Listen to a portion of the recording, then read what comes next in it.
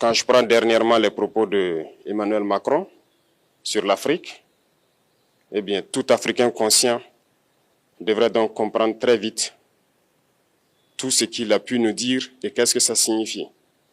Le général Tchiani a dit il n'y a pas longtemps du changement donc de tactique ou de stratégie des forces françaises en Afrique, et je pense qu'il est venu le confirmer. Il s'agit de dissoudre et de garder un dispositif socle.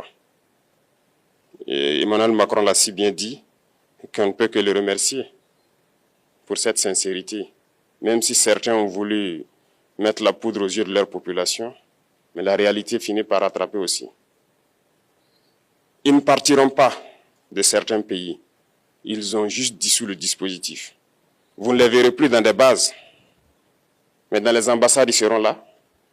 Ils vont constituer des sociétés de sécurité pour sécuriser leurs sociétés qui existent dans ces pays-là.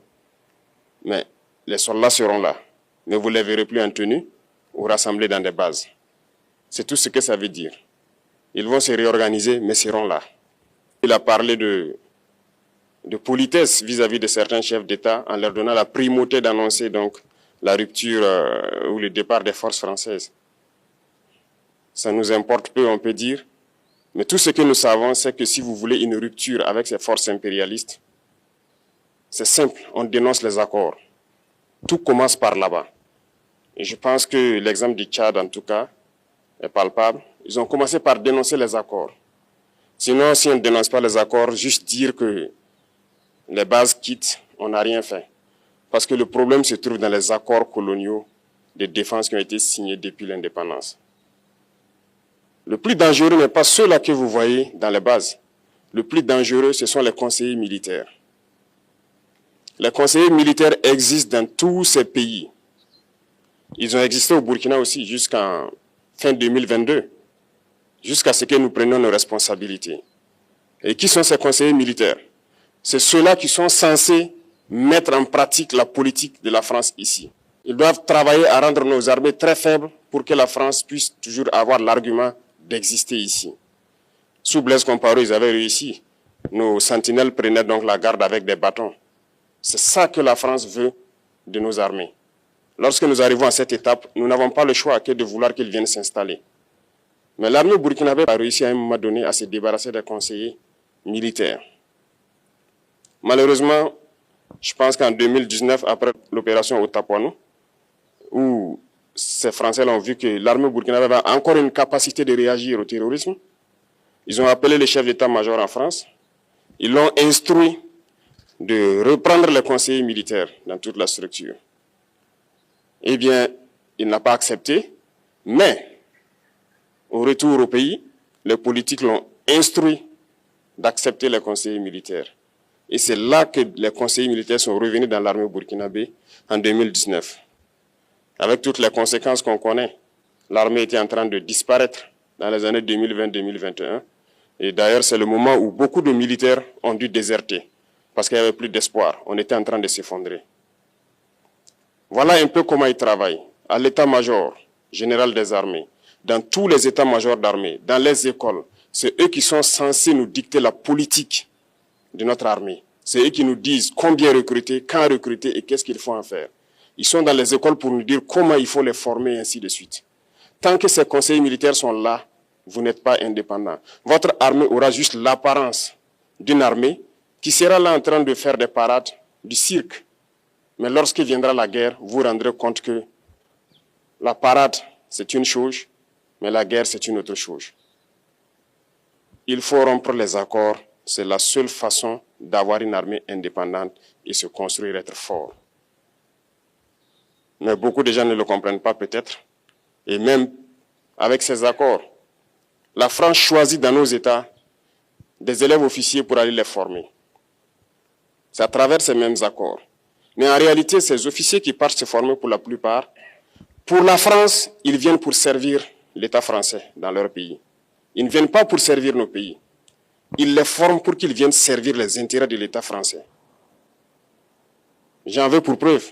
Lorsque nous nous sommes révoltés, beaucoup d'officiers au Burkina qui ont été formés en France ont été immédiatement contactés pour leur dire que c'est le moment de se mettre en action parce que vous avez été formés pour ça, pour servir les intérêts de la France. La plupart de ces officiers nous ont rendu compte. Nous avons pris acte et nous continuons de suivre. Lorsque un officier formé en France arrive dans son pays et par malheur meurt soit par accident ou bien sur le champ de bataille, en France, il y a une nuit d'hommage aux morts dans l'armée, comme partout ailleurs. À la nuit d'hommage aux morts, on cite le nom de l'officier en question et on dit « mort pour la France ». Il ne le forme pas pour servir son pays, il le forme pour servir leur État. Et dans beaucoup d'États africains, il y en a plein de ces officiers. Combien sont patriotes, Dieu le sait.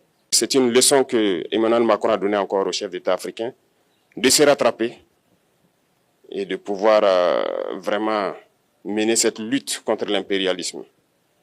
Mais en plus de ça, il a aussi insulté tous les Africains dans ses propos. Il y a une partie qui a retenu mon attention, là où il parlait d'ingratitude.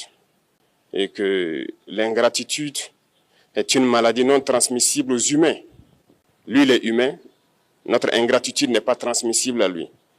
Voilà comment ce monsieur voit l'Afrique, voit les Africains. Nous ne sommes pas des humains à ses yeux. Peut-être que c'est lui qui n'est pas humain, il ne se met pas dans la classe des humains. Mais s'il y a bien un ingrat, c'est bien lui. Je pense que s'il n'est pas athée, et qu'il prie, à chaque matin qu'il se réveille et qu'il prie, il devrait aussi prier les Africains. Parce que c'est grâce à nos ancêtres qu'il existe aujourd'hui une France. Il devrait nous prier. À ses yeux, nous ne devons pas être des humains, nous sommes plus que des humains. Ce sont des messages très forts qu'il passe. Moi, je pleure le peuple français.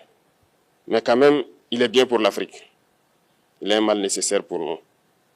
Ceux qui veulent se réveiller, se réveillent.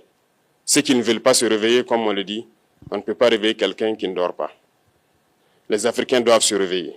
Nous devons travailler à être indépendants, à faire au moins ce que nos peuples connaissent le bonheur. Et la lutte contre l'impérialisme, c'est ça. Il faut décoloniser les mentalités, prendre en compte toutes ces données-là, parce que le monde nous donne tellement d'exemples à voir. Pour eux, il n'y a pas de morale. Ils peuvent vous désigner aujourd'hui terroriste, mais demain, vous êtes un héros. Par leur simple bouche, ils décident de ce qu'ils font. Ils parlent de démocratie, mais ils se font eux-mêmes des coups d'État constitutionnels entre eux. Ils parlent des droits de l'homme, mais ils déciment des populations ailleurs. L'Africain doit se réveiller, l'Afrique doit se réveiller. Et le combat contre l'impérialisme est permanent. Et je vous invite à incorporer ce combat, à travailler en sorte que nous soyons réellement indépendants, que nous soyons autosuffisants et que nous puissions nous développer, connaître le bonheur, ce à quoi notre peuple aspire. Merci, je vous souhaite une très bonne journée, une très bonne semaine et une très bonne année.